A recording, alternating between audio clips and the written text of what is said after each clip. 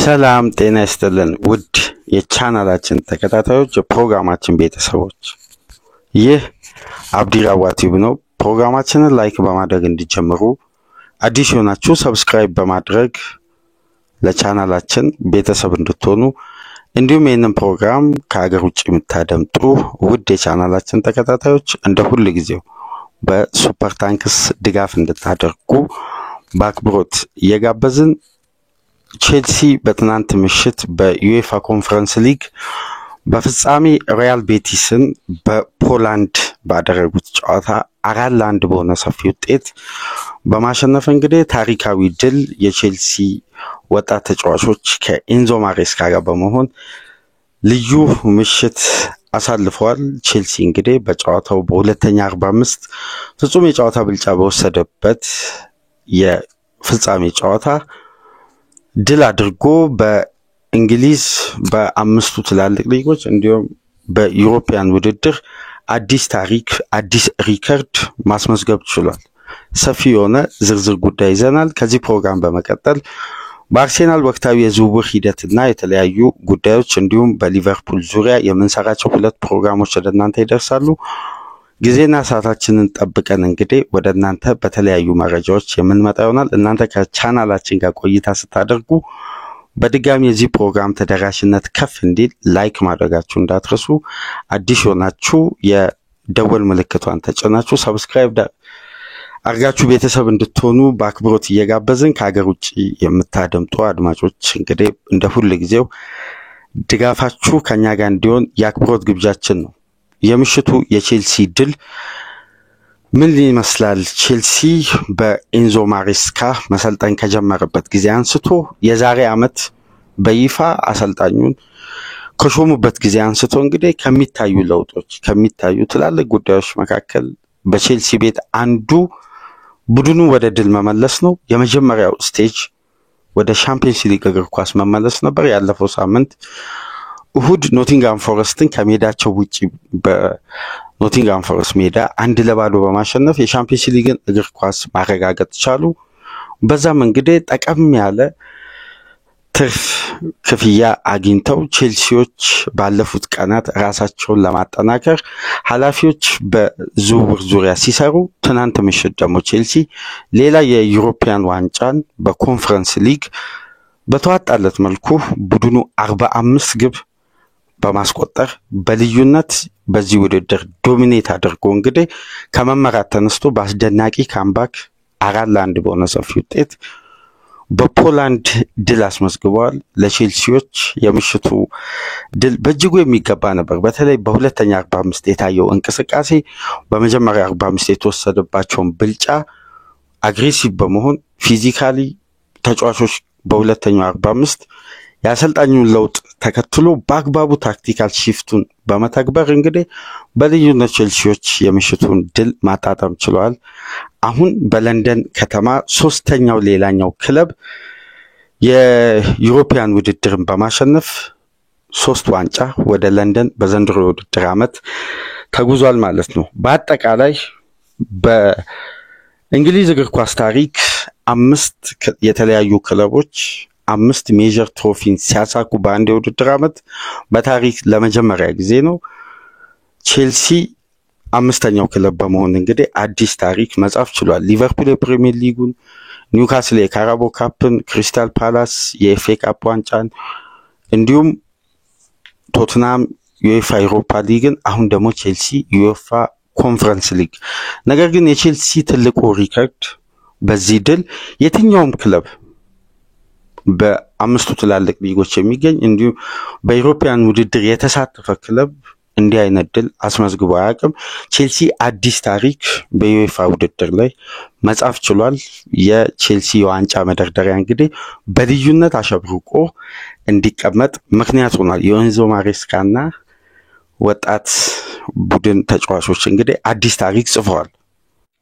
እንግዲህ ለቼልሲዎች ለሰማያዊዎቹ የዘንድሮ ውድድር ዓመት በልዩነት ከወጣት ስብስብ ጋር የሚነሳ ታሪካዊ ድል ነው። በተለይ በዩኤፋ የትኛውም ውድድር እስካሁን ድረስ በታሪክ በተደረገ በአንድ ስብስብ የፍጻሜ ጨዋታ ከ27 ዓመት በታች ተጫዋች በአጠቃላይ በስብስብ ውስጥ አካቶ በብቸኝነት ፋይናሊስት የሆነ ብቸኛ ክለብ ቼልሲ ሆኗል በታሪክ። አማካይ ዕድሜው 24 ዓመት ከ301 ቀን ነው የቼልሲ የአማካይ የቡድን ስብስብ። በዩኤፋ ፍጻሜ ደግሞ በምርጥ 11 ውስጥ 27 ዓመት ያልሞላው ተጫዋች በምርጥ 11 ውስጥ በማካተት ሁሉም ተጫዋቾች ከ27 ዓመት በታች ዕድሜ ያላቸው፣ አዲስ ፍላጎት፣ አዲስ ንቃት፣ አብዛኛው ተጫዋቾቹ ደግሞ 70% በአማካይ ዕድሜያቸው 24 ዓመት የሆኑ አስደናቂ ስብስብ ይዘው በማቅረብ ነው እንግዲህ ይሄን ውድድር ዶሚኔት በማድረግ ቼልሲ በእንግሊዝም በአምስቱ ትላልቅ ሊግም በየትኛውም የዩኤፋ ተወዳዳሪ ክለብ አዲስ ታሪክ የጻፈው የሻምፒየንስ ሊግ እግር ኳስን ያሸነፈ፣ የዩሮፓ ሊግን እግር ኳስ ያሸነፈ፣ የሱፐር ካፕን እግር ኳስ በማሸነፍ ከዚህ ቀደም ደግሞ ካፕ ዊነር ካፕ የሚባለውን ዩኤፋ የሚያዘጋጀውን ውድድር በማሸነፍ እንዲሁም የኮንፈረንስ ሊግን አሁን በማሳካት እንግዲህ 5 የዩኤፋ ውድድሮችን ያሳካ ብቸኛ ክለብ በታሪክ ቼልሲ ሆኖ ተመዝግቧልና ይሄ ለቼልሲ አዲስ ታሪክ የተመዘገበ እንዲሁም 4ቱ ትላልቅ ውድድሮች በዚህም ወቅት በተለይ ካፕ ዊነር ካፕ የሚባለው ከቀረ በኋላ ዩኤፋ ሻምፒየንስ ሊግን፣ ዩኤፋ ዩሮፓ ሊግን እንዲሁም ሱፐር ካፕና አሁን ኮንፈረንስ ሊግን ያሳካ በታሪክ ብቸኛ ክለብ ሆኖ ተመዝግቧል። ከዚህ ቀደም እንደምታስታውሱት የመጀመሪያ ክለብ የዩኤፋ ሜጀር ትሮፊን ማሸነፍ የቻለው ሪያል ማድሪድ ነበር በ1956። ከዛም በኋላ 2 የዩኤፋ የተለያዩ ውድድሮችን በማሸነፍ ደግሞ ኤሲ ሚላን ነበር በ1968። ከዛን ጊዜ በኋላ እንግዲህ በ1985 ነው ጁቬ የመጀመሪያ ብቸኛ ክለብ 3 የዩኤፋ ውድድሮችን በማሸነፍ ከዛ በመቀጠል እንግዲህ በ2025 ቼልሲ ብቸኛ ክለብ ሆኗል 4 የዩኤፋ ውድድሮችን አሁን ኦፊሻሊ የሚደረጉትን በማሸነፍ ብቸኛ ታሪክ መጻፍ ችሏል። እንደምናስታውሰው ቼልሲ በቅርብ ዓመት ካሳካቸው ዩኤፋ ትላልቅ ውድድሮች ውስጥ ለምሳሌ በ2011-12 በአሊያንዝ አሬና ባየር ሙኒክን በማሸነፍ የዩኤፋ ሻምፒየንስ ሊግ ማሳካት ቻለ። በ2012-13 የዩኤፋ ዩሮፓ ሊግ ፍጻሜ ቤኔፊካን በማሸነፍ የዩኤፋ ዩሮፓ ሊግን አሳካ። ከዛን ጊዜ በኋላ እንግዲህ በ2018-19 ነው በማውሪሲዮ ሳሪ የሰለጠነ ራፋኤል ቤኒቴስ ቀደም ብሎ ከቤኔፊካ ጋር በነበረው 2012-13 የውድድር ዓመት የዩኤፋ ዩሮፓ ሊግ ዋንጫ ማሳካት ቻለ። ከዛም በኋላ ማውሪሲዮ ሳሪ በ2018-19 ዩኤፋ ዩሮፓ ሊግን አርሴናልን በማሸነፍ በፍጻሜ ድል ማድረግ ቻሉ። በ2021 ማንቸስተር ሲቲን በካይ ሃቨርትስ ብቸኛ ግብ ቼልሲ በማሸነፍ ዩኤፋ ሻምፒየንስ ሊግን በድጋሚ በቅርብ ዓመት ውስጥ ማሳካት ቻለ። አሁን እንግዲህ ከ2010 በኋላ ቼልሲ በዩሮፒያን ውድድር ጠንካራ ሆኖ በመቅረብ ዩኤፋ ኮንፈረንስ ሊግን በትናንት ምሽት 4-1 በሆነ ሰፊ ውጤት በአስገራሚ ሁለተኛ 45 የጨዋታ ብልጫ ኤንዞ ማሬስካና ተጫዋቾቹ እንግዲህ ጣፋጭ ድል ማስመዝገብ ችሏል። የቼልሲ የዘንድሮ የውድድር ዓመት በአጀማመሩ መሀል ላይ ባጋጠመው የውጤት ማሽቆልቆል፣ የተጫዋቾች ብቃት መውረድ እንዲሁም የፈረንጆቹ አዲስ ዓመት ከገባ በኋላ ዳግም በማንሰራራት እንግዲህ የሻምፒየንስ ሊግን እግር ኳስ 4ኛ ደረጃን ይዞ በማጠናቀቅ ውጤታማ የውድድር ዓመት በእቅድ ደረጃ ቼልሲ ማሳለፍ ቻለ። አሁን ደግሞ ለንደን በድጋሚ የምደምቅበትን ሌላ ዋንጫ በዩኤፋ ኮንፈረንስ ሊግ በምሽቱ ማሳካት ችሏል። እንግዲህ ኤንዞ ማሬስካ በቼልሲ ቤት እስካሁን ከመጡ ጣሊያናዊ አሰልጣኝ 7ኛ ናቸው። ከነዚህ 7 ጣሊያናዊ አሰልጣኞች ውስጥ 6ቱ ዋንጫ ማሳካት ችሏል። 6ቱ ጣሊያናዊ አሰልጣኞች በቼልሲ ቤት ከዋንጫ ጋር ነው ቆይታ ያደረጉት በተለያየ ጊዜ። በተለይ ቼልሲና የጣሊያናዊ አሰልጣኝ ግንኙነት በታሪክ አጋጣሚ የተለየ ነው ከየትኛውም ክለብ ከጣሊያን እግር ኳስ ውጪ ከሚገኙ ክለቦች በአጠቃላይ እንደ ቼልሲ ከፍተኛ ቁጥር ያለው የጣሊያናዊ አሰልጣኝ ስኬታማ ወይም ውጤታማ ሜጀር ትሮፊን በማሸነፍ የተዋጣለት አሰልጣኝ የለም። ለምሳሌ ከዚህ ቀደም ለመጀመሪያ ጊዜ ለቼልሲ ጣሊያናዊ አሰልጣኝ ሆኖ የተሾመው ጆአንሉካ ቪያሊ ነው። ከዛም በኋላ ካርሎ አንጀሎቲ በመሃል እነ ክላውዲዮ ራኒሪ መምጣታቸው ይታወሳል። ነገር ግን የጆአንሉካ ቪያሊ ከዋንጫ ጋር ነው ቼልሲን ማሰልጠን የቻለው። ከዛም በኋላ ካርሎ አንጀሎቲ የኤፍኤ ካፕና የፕሪሚየር ሊግ ዋንጫ ማምጣታቸው ይታወሳል። ሮቤርቶ ዲሜቴዮ እንደምታስታውሱት የሻምፒየንስ ሊግን እግር ኳስ በተጨማሪም የኤፍኤ ካፕን፣ አንቶኒዮ ኮንቴ በመጡ የመጀመሪያ ውድድር ዓመታቸው የፕሪሚየር ሊግ ዋንጫ አሳኩ። ማውሪሲዮ ሳሪ ጥሩ እግር ኳስ በቼልሲ ቤት አሳይተው ዩኤፋ ኤሮፓ ሊግን አሳኩ። አሁን እንግዲህ ከሳሪ በኋላ ኤንዞ ማሬስካ ወደ ሻምፒየንስ ሊግ እግር ኳስ ቼልሲን ከ2021 በኋላ መልሰው በመጨረሻም የውድድር ዓመቱ መዝጊያ ትልቁ ውድድር ዩኤፋ ኮንፈረንስ ሊግን ከዌስትሃም፣ ሮማ፣ ኦሎምፒያኮስ በመቀጠል አራተኛው ቡድን ሆነዋል ቼልሲ በምሽቱ ጨዋታ ድል ማድረግ የቻለው። እንደምታስታውሱት የቼልሲ የዋንጫ ጉዞ እስከ ቀጣይ የውድድር ዓመት ድረስ የሚቀጥል አይደለም። አሁንም ቼልሲ በትላልቅ ውድድሮች በቀጣይ ጥቂት ጊዜያት ውስጥ እረፍት አድርጎ ወደ ውድድር ይመለሳል። እንደምታውቁት ከጁን 10 በኋላ የክለብ ወርልድ ካፕ በአዲስ ፎርማት ይጀመራል። እዛ ላይ ቼልሲ ተሳታፊ ነው። በ2020-2021 የውድድር ዓመት ዩኤፋ ሻምፒየንስ ሊግን ማሳካቱን ተከትሎ ይሄ ፎርማት ባስቀመጠው ክራይቴሪያ መሰረት ቼልሲ በቀጥታ ወደ ውድድሩ የምድብ ጨዋታ አልፏል እና በክለብ ወርልድ ካፕም ቼልሲ በቅርብ ሳምንት ውስጥ በድጋሚ በትልቅ በአዲስ ፎርማት በሚዘጋጀው ውድድር ላይ ተሳታፊ ሆኖ ይመለሳልና ያን ውድድር ደግሞ በድጋሚ የሚያሳካ ከሆነ ቼልሲ እስከ 126 ሚሊዮን ፓውንድ የተጣራ ገቢ ያገኛል። እዛ ውድድር ላይ ተሳታፊ ብቻ ስለሆነ በዚህ ወቅት ቼልሲ 40 ሚሊዮን ፓውንድ በቅርብ በጁን መጀመሪያ አካባቢ በይፋ ገቢ ያገኛልና ለቼልሲ የውድድር ዓመት በተለየ ሁኔታ የሚዘጋጁበት አሁን በውጤት በድል ለቀጣይ ለክለብ ወርልድ ካፕ እንግዲህ ታሳቢ ተደርጎ በአዲስ መልኩ የኤንዞ ማሬስካ ቡድን በተለየ ኢነርጂ ለዛም ግዙፍ ውድድር በቀጣይ ጥቂት ቀናት ካረፍት መልስ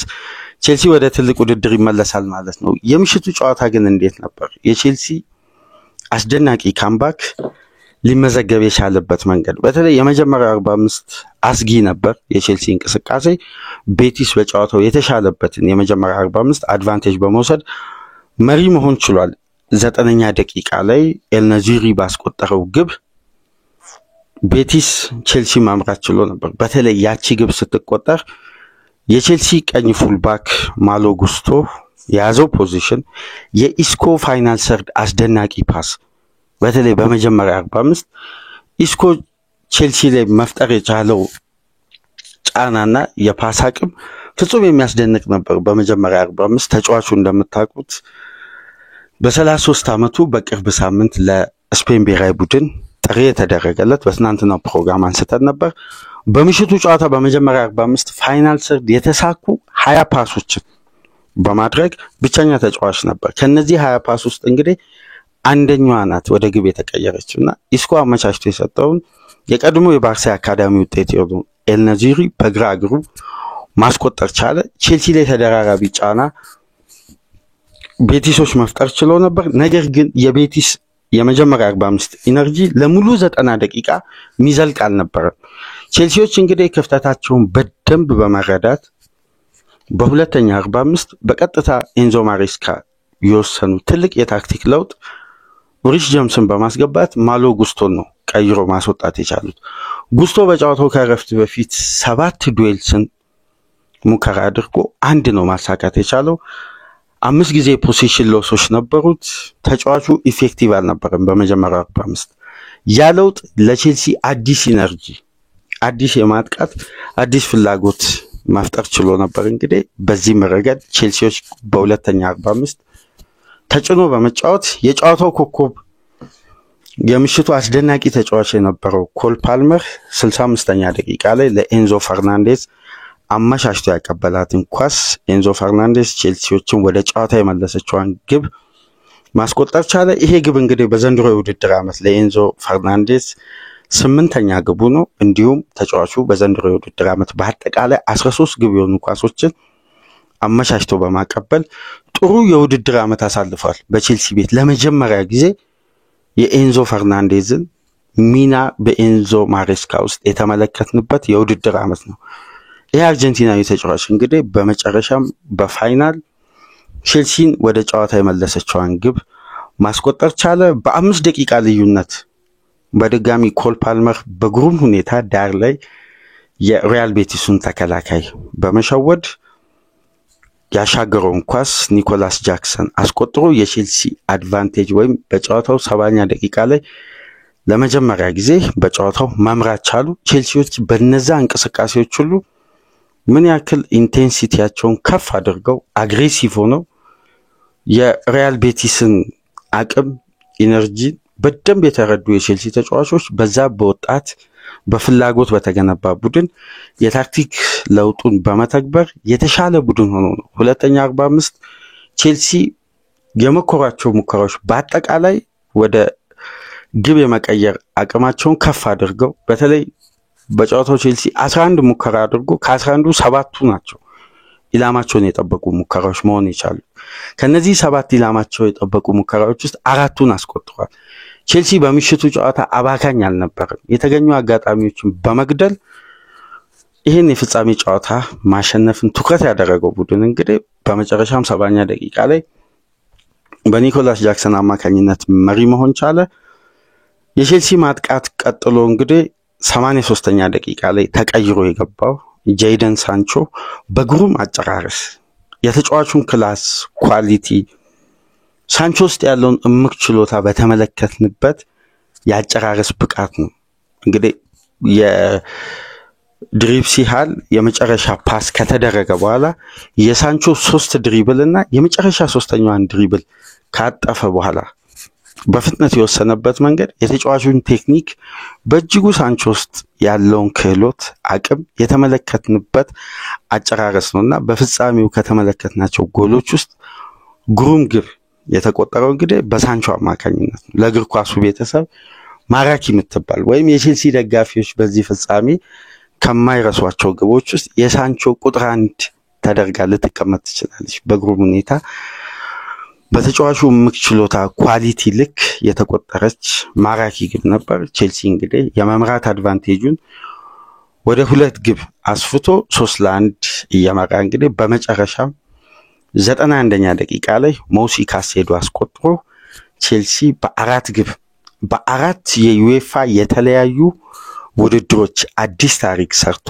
4 ግብ አስቆጥሮ የምሽቱን ጨዋታ በ4-1 ድል በሁለተኛ 45 ፍጹም የጨዋታ ብልጫ ባስደናቂ ቴክኒክ የማሬስካ ልጆች አሸብርቀው አምሽቷልና ለመጀመሪያ ጊዜ ነው በዩኤፋ ውድድር የእንግሊዝ ቡድን በፍጻሜ የስፔን ቡድንን አሸንፎ ዋንጫ ሲያሳካ ከ2001 2002 የውድድር ዓመት የስፔኑ ክለብ አላቬስ በዩኤፋ ዩሮፓ ሊግ ከሊቨርፑል ጋር ፍጻሜ ደርሶ 5-4 በተጠናቀቀው ጨዋታ ነበር ለመጨረሻ ጊዜ ሊቨርፑል የስፔን ቡድንን በፍጻሜ ማሸነፍ የቻለው። ከዛም በኋላ የተደረጉ የእንግሊዝ ክለብና የስፔን ክለብ በፍጻሜ ተገናኝተው ሁሉንም ማሸነፍ የቻሉት የስፔን ክለብ ናቸውና ለመጀመሪያ ጊዜ ነው ቼልሲ እንግዲህ ይህን ታሪክ መጻፍ የቻለው በፍጻሜ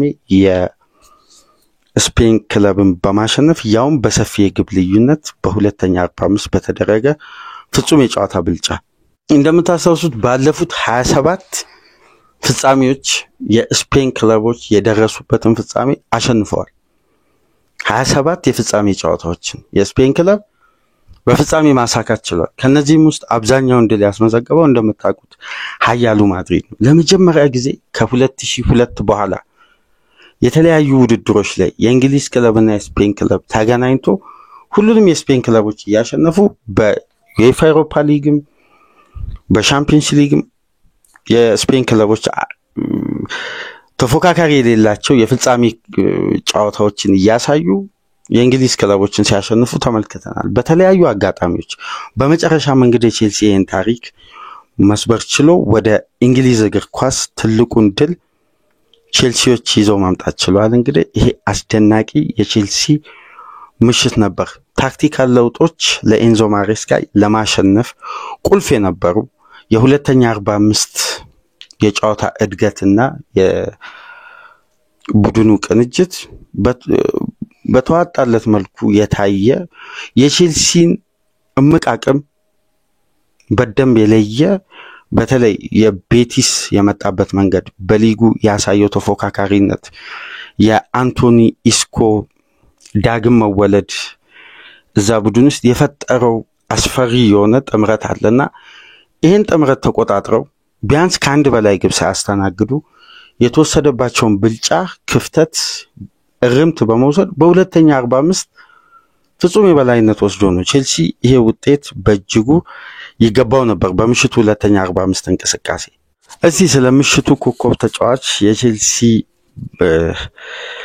ልዩነት ፈጣሪ በየጊዜው በተለይ በዘንድሮ የውድድር ዓመት ብዙ ትችቶችን ያስተናገደው ስለ ኮል ፓልመርና የምሽቱ አስደናቂ ብቃት እንመልከት። በተለይ የዚህ ተጫዋች የቼልሲ ቤት ቆይታ እስካሁን ድረስ ባለው በአስገራሚ ከፍ ባለ ቁጥሮችና በድል የታጀበ ነው። በተለይ በግል የሚያስመዘግባቸው ድሎች በፓልመር ዙሪያ ያሉ ቁጥሮች እንደሚነግሩን ከሆነ ይሄ ተጫዋች ገና በዚህ በ23 ዓመቱ የተለያዩ ትላልቅ ክብሮችን ከቼልሲና ከሲቲ ጋር ሆኖ ማሳካት ችሏል። ይሄ ደግሞ የኮል ፓልመርን አቅም የሚያሳይ ነው። በተለይ ቼልሲ ቤት ከመጣበት ጊዜ አንስቶ የዚህ ተጫዋች ተጽዕኖ በልዩነት ይነሳል። ነገር ግን በፕሪሚየር ሊግ የታማበት ዘንድሮ ብዙ ወቀሳ የደረሰበት ነገር ግን የተጫዋቹ ችሎታና አሳማኝነት በድጋሚ በፍጻሜ የታየበት የምሽቱ አስገራሚ ጨዋታ ነበር። በተለይ ባለፉት 18 የፕሪሚየር ሊግ ጨዋታዎች አንድም አሲስት እነዚህ ኳሶችን አላስቆጠርም በተለያዩ ወቀሳዎች ነበር የሊጉን ጨዋታ ያጠናቀቀው። በሙሉ 18 የፕሪሚየር ሊግ ጨዋታ ፓልመር በቀጥታ ተሳትፎ በግብ ላይ ያደረገው ወይም ተጫዋቹ ግብ የማስቆጠር ሬቱ 36% በቀነሰበት ተጫዋቹ በተወቀሰበት የውድድር ዓመት እንግዲህ በ18 ጨዋታ አንድም አሲስት ሳያደርግ በፕሪሚየር ሊጉ ተጫዋቹ በአንድ 90 ደቂቃ ያውም በፍጻሜ እንዲሁም በስፔን ክለብ ጋር በተደረገ ጨዋታ ሁለት ግብ የሆነ ኳስ አመቻችቶ አቀብሏል። በፍጻሜ ደግሞ በዩኤፋ ውድድሮች ላይ በፍጻሜ አንድ ተጫዋች ሁለት ግብ የሆነ ኳሶችን አመቻችቶ በማቀበል ለመጨረሻ ጊዜ ይሄን ሪከርድ ይዞ የነበረው የሪያል ማድሪዱ ግራ ፉልባክ ማርሴሎ ነው። በ2018 ከሊቨርፑል ጋር በተደረገ የፍጻሜ ጨዋታ ሁለት ግብ የሆኑ ኳሶችን አመቻችቶ በማቀበል ከዛም በኋላ እንግዲህ ኮል ፓልመር በምሽቱ ጨዋታ ለኤንዞ ፈርናንዴስ እንዲሁም ለኒኮላስ ጃክሰን ከተመሳሳይ ፖዚሽን ከተመሳሳይ ኤሪያ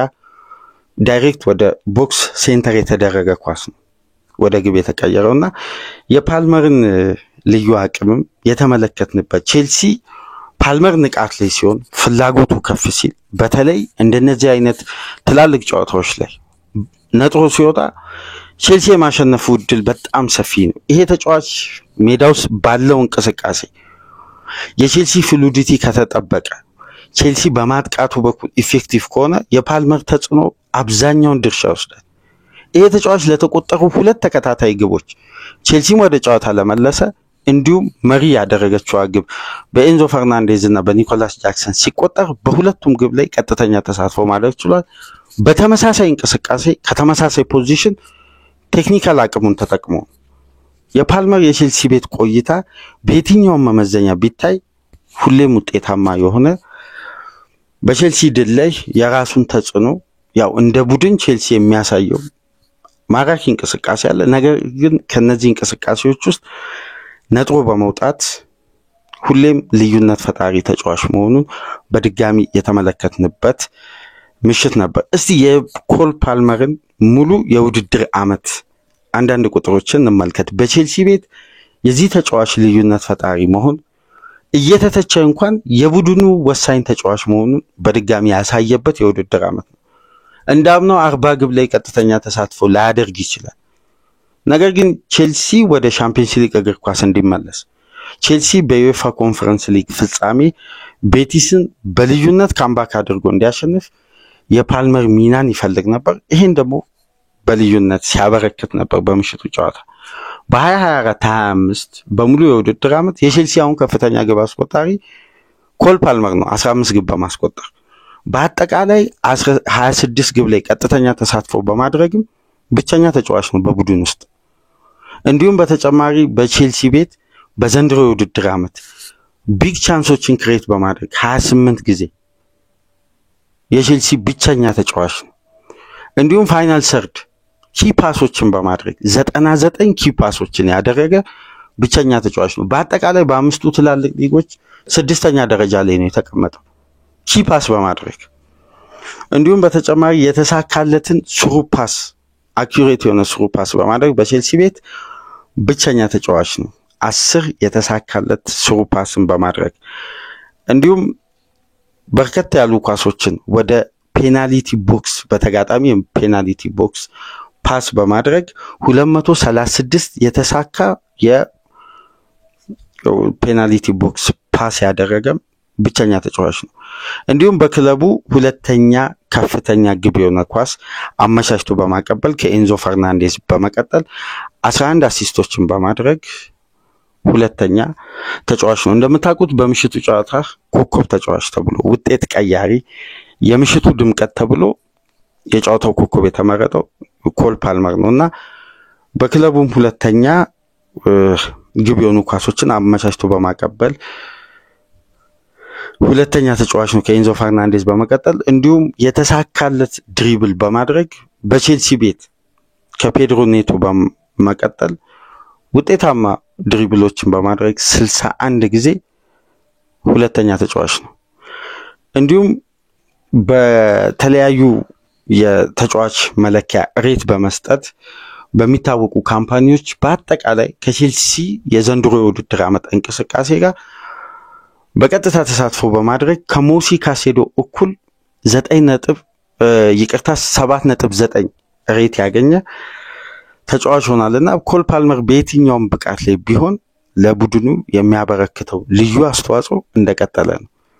ብቃቱ ወረደ ወይም ፓልመር ተጽዕኖ የዚህን ያክል በዘንድሮ የውድድር ዓመት ልዩነት ፈጣሪ አልነበረም። ዋን ሲዝን ወንደር እያሉ የእንግሊዝ ሚዲያ የአንድ ሲዝን ተጫዋች ነው እያለ ቢተቸውም ተጫዋቹ ኳሊቲውን ስታንዳርድ ባለው ሊግ ማሳየቱን ቀጥሏልና ፓልመር የምሽቱ ድምቀት ነበር። በአጠቃላይ ፓልመር በቼልሲ ቤት ከተዘዋወረበት ጊዜ አንስቶ 69 ግብ ላይ ቀጥተኛ ተሳትፎ በማድረግ በ91 ጨዋታ በፍጥነት እዚህ ቁጥር ላይ በመድረስ ራሱ ብቸኛ ተጫዋች።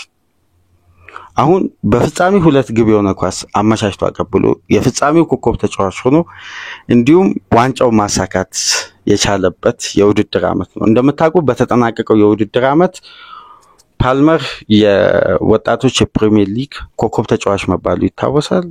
በተጨማሪም የደጋፊዎች የዓመቱ ኮከብ ተጫዋች መባሉን እንዲሁም የፕሪሚየር ሊጉም ወጣት ኮከብ ተጫዋች የተባለ አስደናቂ የቼልሲ ቤት ቆይታ እያደረገ የሚገኝ በእግር ኳስ ህይወቱ ገና በ23 ዓመት ፕሪሚየር ሊግን፣ ኤፍኤ ካፕን፣ ሊግ ካፕ፣ ዩኤፋ ሱፐር ካፕን፣ ዩኤፋ ቻምፒየንስ ሊግን አሁን ደግሞ ዩኤፋ ኮንፈረንስ ሊግን ከሲቲ እና ከቼልሲ ጋር በመሆን በእግር ኳስ ካሪየሩ እንግዲህ አንድ ተጫዋች ሊያሳካቸው የሚመኛቸውን ትላልቅ ዋንጫዎችን ገና በ23 ዓመቱ አሳክቷል። የፕሪሚየር ሊግም የቻምፒየንስ ሊግን ዋንጫ ከማንቸስተር ሲቲ ጋር አሁን ደግሞ የኮንፈረንስ ሊግን ከቼልሲ ጋር ኤፍኤ ካፕ፣ ካራቦ ካፕ የተለያዩ ድሎችን አስመዝግቧልና ፓልመር የምሽቱ ድምቀት ነበር። በሁለተኛ 45 ከረፍ በፊት በተቀናጀ መልኩ የቼልሲን ቢልድ አፕ ፕረስ ያደረጉ ቼልሲዎችን መተፋፈኛ ያሳጡት የሪያል ቤቲስ ተጫዋቾች ከእድሜ ከብቃት ከተለያዩ ጉዳዮች ጋር በተያያዘ ለ90 ደቂቃ የሚበቃ ኢነርጂ ባለመኖራቸው በተጨማሪም ደግሞ የቼልሲ የሁለተኛ 45 የታክቲካል ለውጥ አሁን የአማካይ እድሜ በሁለቱ ክለቦች መካከል ያለውን እንኳን ብንመለከት ሪያል ቤቲስ በምሽቱ በስብስብ ውስጥ ያካተታቸው ተጫዋቾች በአጠቃላይ አማካይ እድሜ 31 ዓመት ከ241 ቀን የቼልሲ ግን ገና 24 ዓመት ከ301 ቀን ሙሉ ስብስቡ አማካይ እድሜ ቼልሲ በምርጥ 11 ውስጥ በዩኤፋ ታሪክ ለመጀመሪያ ጊዜ 27 ዓመት ያልሞላው ተጫዋች ነው በምርጥ 11 ሰብስቦ ይዞ የገባው ሁሉም ተጫዋቾች ከ27 ዓመት በታች ናቸው በአጠቃላይ ስብስቡ ትልቁ እድሜ 26 ዓመት ነው ስለዚህ ይሄ ቡድን በቀጣይ በእነዚህ አይነት ትላልቅ ውድድሮች ዩኤፋ ቻምፒየንስ ሊግን ጨምሮ አመርቂ ውጤት ለማስመዝገብ በር መክፈቻ የሆነ ከኤንዞ ማሬስካ ጋር የመጀመሪያ ዓመት ቆይታ በስኬት ምክንያቱም ያሰልጣኙ መመዘኛ ወይም በዘንድሮ የውድድር ዓመት ኮንትራታቸው ላይ እንደሰፈረው ከሆነ በእጅጉ የሚጠበቀው ካሰልጣኙ የዩኤፋ ቻምፒየንስ ሊግን ቦታ ይዞ ማጠናቀቅ ነው እንደምታውቁት የቼልሲን ይሄ ሰፊ ስብስብን ማኔጅ ለማድረግ ይሄ ውድድር በእጅጉ ለቼልሲ የዘንድሮ የውድድር ዓመት ጠቀሜታ ነበረው ለምሳሌ የኤንዞ ፈርናንዴዝን ብቃት ለመመለስ በዚህ ውድድር በተደጋጋሚ ተጫዋቹ ራሱን አውጥቶ እንዲያሳይ ከጫና በጸዳ መልኩ እንዲንቀሳቀስ የመጀመሪያ ዙር ጨዋታዎች በደም የቼልሲ አድማጮች ልታስተውሱ ትችላላችሁ ይሄን ጉዳይ አንስተን ነበር የአንድ ተጫዋች ሪከቨሪ በተለይ ፐርፎርማንስ ሪከቨሪ ለመመልከት ይሄን ውድድር ቼልሲዎች ይጠቀሙ ነበር አንድ ተጫዋች ከጉዳት ሲመለስ ወይም በብቃት መውረድ ሲተች ለምሳሌ ሳንቾ በቼልሲ ቤት ሲጀምር እዚህ ውድድር ላይ ባሳየው እንቅስቃሴ ወዲያው ነበር ወደ ቋሚ 11 መምጣት የቻለው የተለያዩ ተጫዋቾች ከጉዳት ሲመለሱ እዚህ ውድድር ላይ ራሳቸው ማኔጅ አድርገው በተለይ በአንድ ወቅት አንድ ጉዳይ እነሳ ነበር የቼልሲ ፕሪሚየር ሊግ ስብስብ እስከ ቋሚ ምርጥ 11 እስከ 600 ሚሊዮን ፓውንድ ይደርሳል ከዛም በላይ ነው ብለው ያነሳሉ ዩኤፋ ኮንፈረንስ ሊግ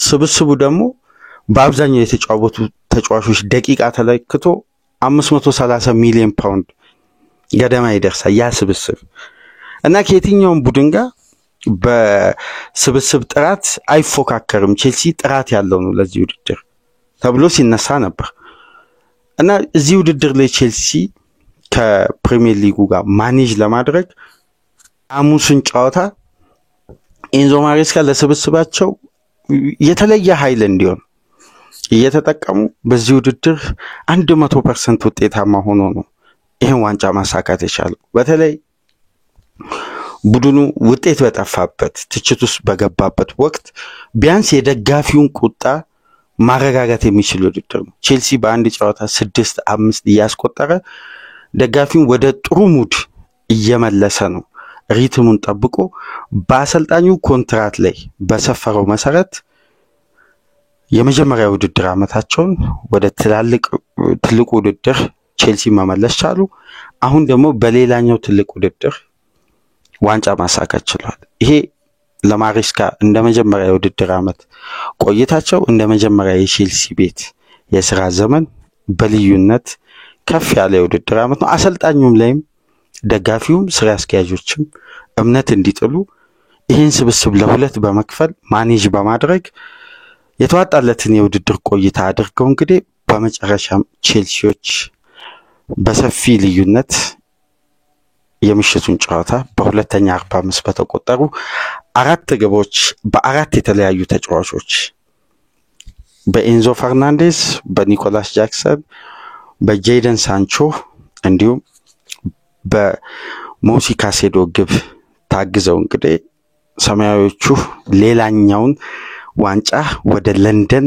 ይዘው ተመልሰዋል ሳንቾ ከማንቸስተር ዩናይትድ በሁሰት በቆየባቸው ሁለት ክለቦች ያለፉት ጊዜያትን ብትመለከቱ አሁን ለምሳሌ በተጠናቀቀው የውድድር ዓመት ባለፈው የ2023 2024 የውድድር ዓመት ከቦሩሲያ ዶርትመንድ ጋር ፋይናሊስት መሆን ችሏል እና የፋይናል ሜዳሊያ ሁለተኛ በመሆን ማግኘት ችሏል አሁን ደግሞ በሁለተኛ የውሰት ክለብ ቆይታው ዋንጫ ማሳካት ችሏል። ስለዚህ የሳንቾ የውሰት ቆይታ ሁለቱም በተሳካለት ሁኔታ ነው የተጠናቀቀው። በዶርትመንድ ቤት እንደውም የሁለቱ የጥሎ ማለፍ ጨዋታ ከፓሪስ ሴን ጀርሜን ጋር የጄዳን ሳንቾ ምሽቶች ነበሩ። ሁለቱ የቦሩሲያ ዶርትመንድ የመከላከል አቅም ከፍ ተደርጎ ቢነገርም ግን በጊዜው የነበረው የሳንቾ ብቃትና ባሳየው እንቅስቃሴ ነው ቼልሲዎች ለዘንድሮ የውድድር ዓመት ሳንቾ ሞክረው ጥሩ የውድድር ጊዜ ካሳለፈ ለማቆየት ውሉ ላይ አካተው ወደ ቡድኑ ማምጣት የቻሉት። የምሽቱ ግብ ምናልባት የሳንቾን ቆይታ በቼልሲ ቤት የምታራዝም ይሁን ወይስ ሳንቾ ለሶስተኛ ክለብ በውሰት ወይም በቋሚ ውል ይሸኙን? እንግዲህ በቀጣይ ቀናት ውሳኔዎች ይሰጣሉ ተብሎ ይጠበቃል። በዚህ አጋጣሚ እንግዲህ አንዳንድ የቼልሲ ወቅታዊ የዝውውር መረጃዎችን ጥቆማ በማድረግ ከዚህ ፕሮግራም በመቀጠል የአርሴናል መረጃ ይዘንላችሁ እንመጣለን። ቼልሲ ባለፉት ሰዓታት ውስጥ በቀጥታ የአጥቂ ዲፓርትመንቱን ለማጠናከር ተቀዳሚ ምርጫ አድርጎ እየሰራ የሚገኘው በሊየም ዴላፕ፣ በቪክተር ጌሪኬስ እና ቤንጃሚን ሼሽኮ እንዲሁም ሂጎ ኢኬቲኬን እነዚህን አራት ተጫዋቾች አማራጭ አድርጎ ቼልሲ ከተቻለ ሁለቱን አጥቂ ለማምጣት ከወዲሁ ጠንካራ ፍላጎት አለው። ይሄ ማለት ምናልባት የምሽቷ ግብ አንዷ አስቆጣሪ የሆነው ኒኮላስ ጃክሰን ከቼልሲ ደጅ ላይ ሊቆም ይችላል፣ ሊለቅ የሚችልበት እድል አለ ማለት ነው። ቼልሲዎች እንግዲህ ሁለት አጥቂ ለማስፈረም እየሰሩ እንደሚገኝ ነው ከስካይ ስፖርት ባገኘነው መረጃ መሰረት የሚያሳየው። አሁን ላይ በራዳራቸው ውስጥ ትኩረት ሰጥተው እየሰሩ የሚገኙት በሊየም ዴላፕ እና በሂጎ ኢኬቲኬ አማካኝነት ነው። ነገር ግን ለቪክተር ጌኬሬስም በተመሳሳይ ለቤንጃሚን ሼሽኮም ጥያቄ ለማቅረብ የቼልሲ ኃላፊዎች የሁለቱን ተጫዋቾች የመልቀቂያ ዋጋ ሁለቱንም ክለብ መጠየቃቸው እየተነገረ ነው የሚገኘው። እንግዲህ ቼልሲ ድል፣ ጥሩ ስፕሪት፣ አዲስ ገዳይ አጥቂ ለቀጣይ የውድድር ዓመት ለማዘጋጀት ቅድመ ዝግጅቱን ከመጋረጃ ጀርባ አስተዳዳሪዎች እየሰሩ የኤንዞ ማሬስካ ልጆች ደግሞ በምሽቱ 4-1 በሆነ ውጤት ቤቲስን በማሸነፍ የዩኤፋ ኮንፈረንስ ሊግን አሳክተው በዩሮፒያን ውድድር ታሪክ 4 ትላልቅ ውድድሮችን ያሸነፈ በታሪክ ብቸኛ ክለብ ሆኖ ቼልሲ ተመዝግቧል። እንዲሁም በአጠቃላይ ዩኤፋ ባዘጋጃቸው 5 ትላልቅ ውድድሮች ላይ 5ቱንም ያሳካ ካፕ ዊነር ካፕን ጨምሮ ብቸኛ ክለብ በመሆን የቼልሲ መደርደሪያ እንግዲህ በዩሮፒያን ግሎሪ ሌላ አዲስ ዋንጫ በመደርደሪያ ውስጥ ማስቀመጥ ችሏል። ለቼልሲ ደጋፊዎች እንኳን ደስ አላችሁ እያለን ፕሮግራማችንን ላይክ አድርጉ፣ አዲስ ሆናችሁ ሰብስክራይብ በማድረግ ቤተሰብ እንድትሆኑ እንዲሁም ይህንን ፕሮግራም ከሀገር ውጭ የምታደምጡ እንደ ሁሉ ጊዜው በሱፐር ታንክስ ድጋፍ አድርጉ። ከእናንተ ጋር ቆይታ ያደረኩት ሚናድ አብዲ ነበርኩ። ሰላም ቆዩ።